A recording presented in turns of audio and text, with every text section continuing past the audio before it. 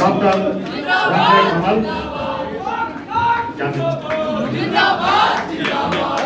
Doctor Rakesh Kumar Sinha, doctor Sunil Kumar, doctor Rajmani Apayan Kumar, Rajeev Mahto, Raju Rao, Deepak Oraon, doctor Akshay Kumar Verma, doctor Vikram Sharma, doctor Tarun Munda, doctor Neha Kisku, doctor Ravi Nath, Sonu Kumar, Sumit Mahua, Sumit Kumar Singh, Jay Mahto, राष्ट्रप्रीति, Anshita, Manikaran, Gyanendra, Sumit, गुलचन आदि एवं मैं जिनका नाम नहीं अशोक जी बाहर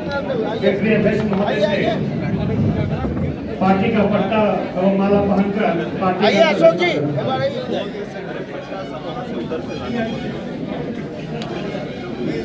यहाँ दे दो sir. Sanjay sir ID sir आगे सर।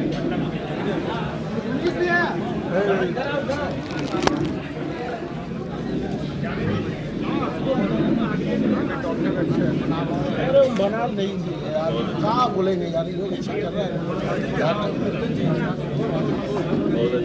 नहीं ले रहे हैं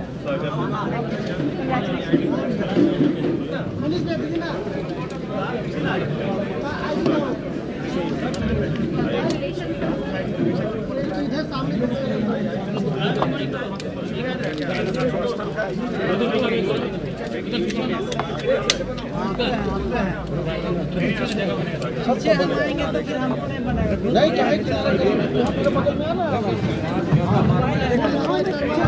भाई फालतू आगे मत कर। कैसे यहाँ से आएगा यार, ऐसे करेगा तो नहीं होगा।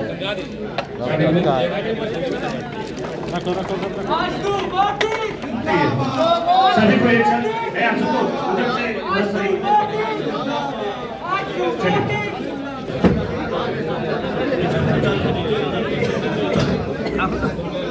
गारंटी चाहिए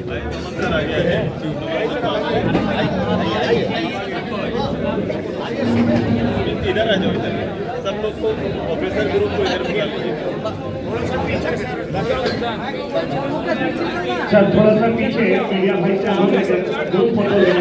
आप देख रहे हैं एसबी न्यूज़ टुडे और इस वक्त हमारे साथ हैं श्यामा प्रसाद मुखर्जी यूनिवर्सिटी के डॉक्टर अशोक कुमार नाग, जो आप प्रोफेसर हैं। आइए इनसे जानते हैं कि आखिर क्या वजह है कि जो इन्होंने आंसू का दामन थामा और इससे पहले जेएमएम में थे और उससे पहले आंसू में ही थे, यानी ये कहें कि घर वापसी हुई है। अच्छा, क्या कहेंगे, क्या कारण रहा कि आप जेएमएम को छोड़कर आंसू का हाथ थामे? नहीं, आप उससे शुरुआत कीजिए कि मैंने अपनी राजनीतिक जीवन की शुरुआत कहाँ से की। तो 2008 में मैंने आजसू पार्टी ज्वाइन किया और 2008 में से 14 तक मैं पार्टी का महासचिव हूँ। तो उस महत्वपूर्ण पद पे रहते हुए, चूँकि उस समय की परिस्थिति ऐसी हुई कि हम कांके विधानसभा नहीं लड़ रहे थे और झारखंड मुक्ति मोर्चा ने ये ऑफर दिया कि आप कांके विधानसभा लड़िए। तो उस समय मैं वहाँ पे गया और मुझे अच्छे वोट भी आए, लेकिन कहीं ना कहीं आजसू के प्रति मेरी हमेशा से एक रहा कि मेरा लगाव रहा। तो इस कारण से मुझे 2014 के बाद मैंने जेएमएम का छोड़ दिया था दामन। उसके बाद मुझे लगा, सुदेश महतो सर ने मुझे कहा कि नहीं, पार्टी को आपकी ज़रूरत है। अब मुझे भी लगा कि अगर मुझे राजनीति करनी है, शुरुआत करनी है फिर से, तो एक नया प्लेटफॉर्म की तुलना में आजसू जो मेरी अपनी पार्टी है, जो मेरे घर की पार्टी है, इसलिए आपने देखा होगा कि इसको हमने घर वापसी का रूप दिया है। एक सवाल यह है कि फिर क्या नाराज़गी थी कि आप छोड़कर गए थे? नहीं, नाराज़गी उस समय की परिस्थिति ऐसी थी कि कांके विधानसभा की हम लोगों ने तैयारी की थी और कांके विधानसभा हम नहीं लड़ रहे थे।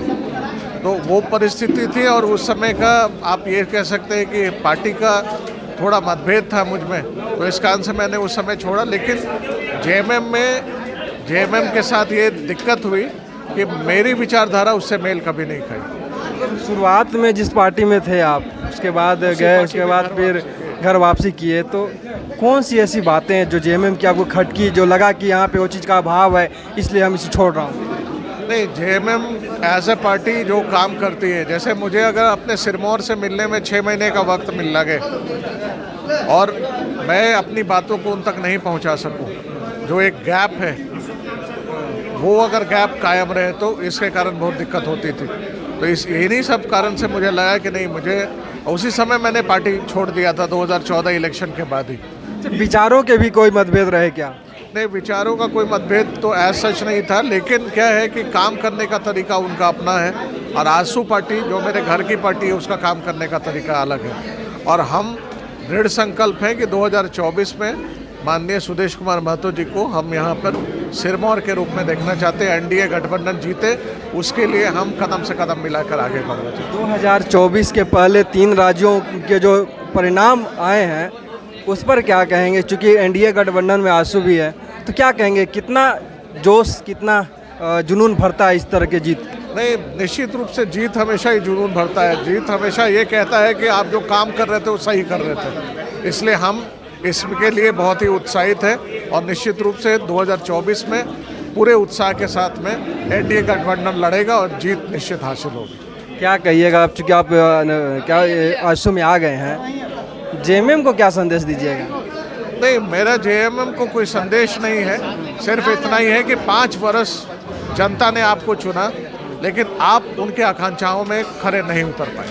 मतलब है, साफ है कि जनता नाराज है। जी, जनता नाराज है। अच्छा, आप तो अभी आपने सुना डॉक्टर अशोक कुमार नाग को, जो उन्होंने कहा क्यों वो आजसू ज्वाइन किए, क्या कारण रहा, लेकिन आइए उनके साथ जो ज्वाइनिंग किए हैं, उनके साथ देने के लिए जो ज्वाइन किए हैं, उनसे बात करते हैं, उन्हें कैसा लगा आजसू। अच्छा, एक बात बताइए, क्या पहले अपना परिचय दीजिए। जी, मेरा नाम डॉक्टर पल्लवी कुमारी मिश्रा है और मैं अभी डीएसपीएमयू में एज एन असिस्टेंट प्रोफेसर काम कर रही हूँ।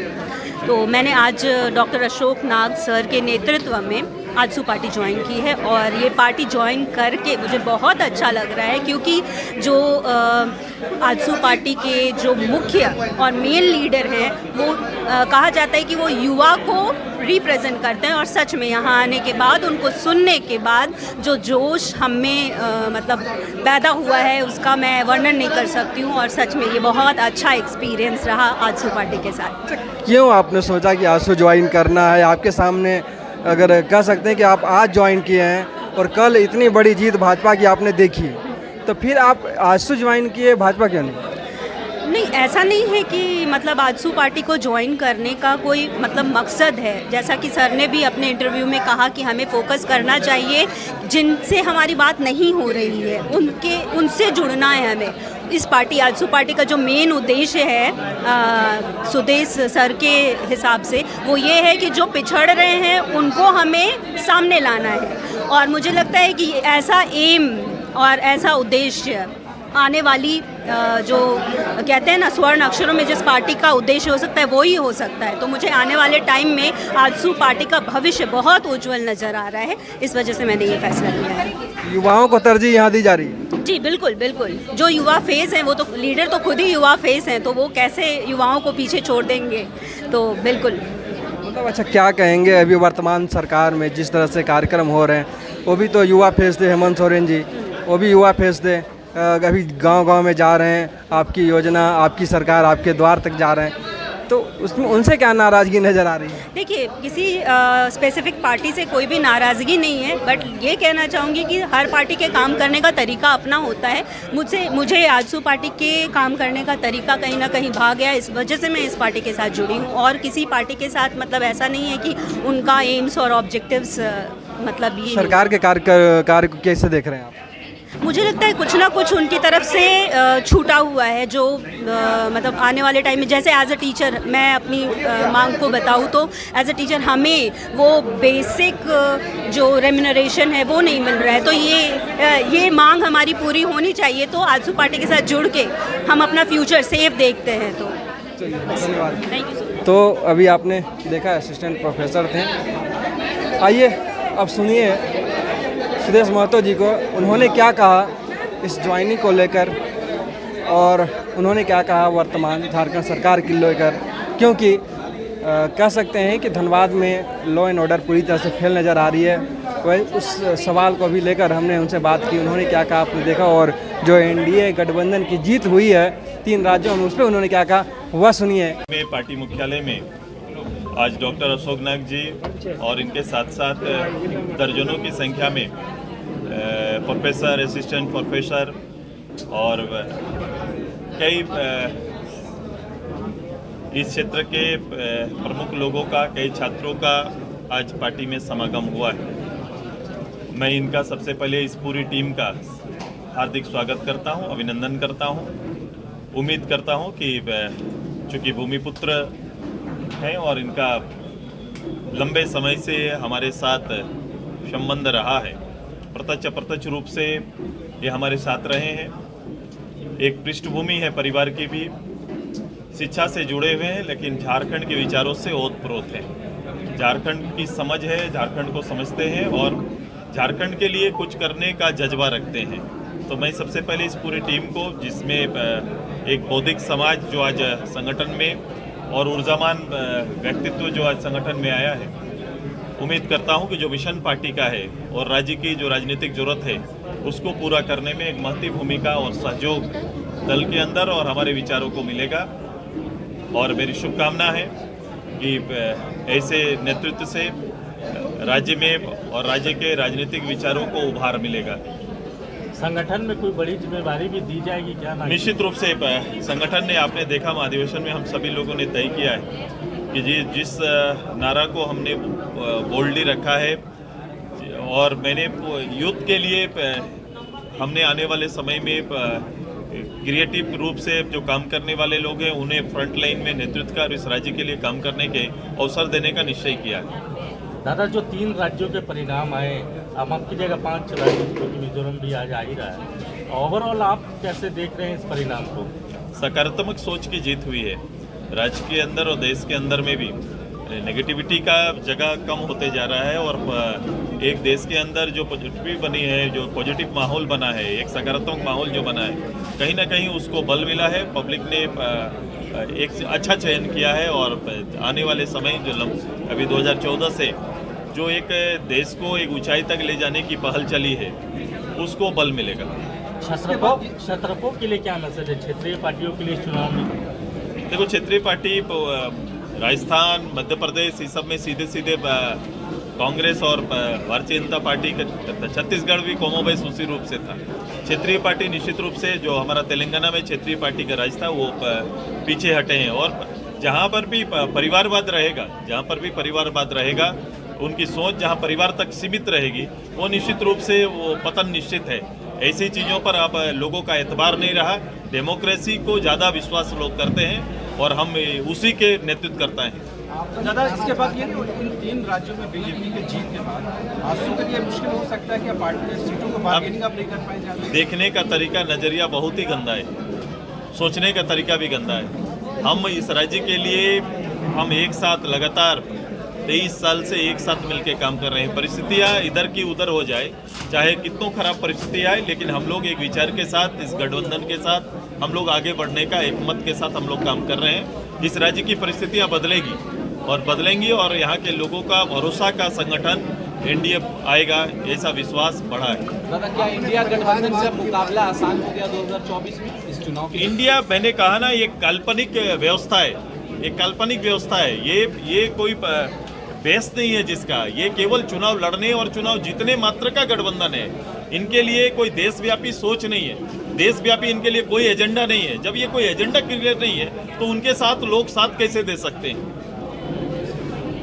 सर, धनबाद में जो घटना घटी, बंदा बोल रहा था कि मेरी जान में सवाल, आपको नहीं लगता कि मैं लॉ एंड ऑर्डर पे हमेशा मैं कहते रहा हूँ, गैर जवाबदेही आज तो होना चाहिए। बोलो, ऐसे कैसे हो सकता है कि एक जेल और इतनी बड़ी सुरक्षा के बीच जहां हजारों कैदी रहते हैं, वहां आर्म्स कैसे पहुंचता है, गोलियां कैसे चलती है, ये सरकार संज्ञान लेती है, सरकार को कार्रवाई करती है कि नहीं, सरकार देख रही है कि नहीं? इसलिए हर बार हम लोग प्रश्न खड़ा करते हैं। यहाँ कोई सुरक्षित नहीं है। यहाँ सुरक्षित जो आम लोग, जो चलते फिरते लोग सुरक्षित नहीं है, यहाँ की बहनें सुरक्षित नहीं थी और आज देखो जेल के अंदर भी जहाँ इतनी सुरक्षा है वहाँ पर भी इस तरह की घटनाएं घटती।